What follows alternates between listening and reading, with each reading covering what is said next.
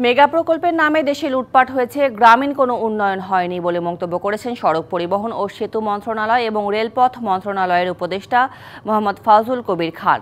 জনগণের উন্নয়নের স্বার্থে অন্তর্বর্তী সরকারকে সহযোগিতার আহ্বান জানিয়েছেন নৌ পরিবহন মন্ত্রণালয়ের উপদেষ্টা অবসরপ্রাপ্ত brigadier general doctor M Sakhawat Hossain.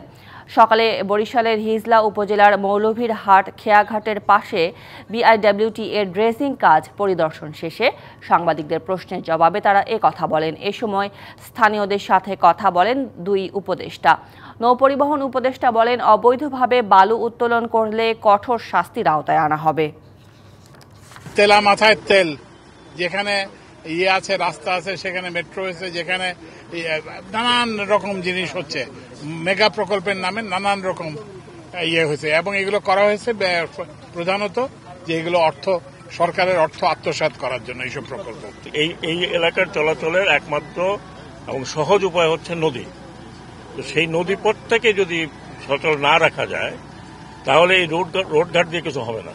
আমাকে ড্রেজার জোগাড় করতে হবে, ড্রেজারের লোকজন জোগাড় করতে হবে, নিয়ে আসতে হবে। এটা করতে করতে আমি বোধহয় 2 মাস পর থেকে ড্রেজিং শুরু হয়।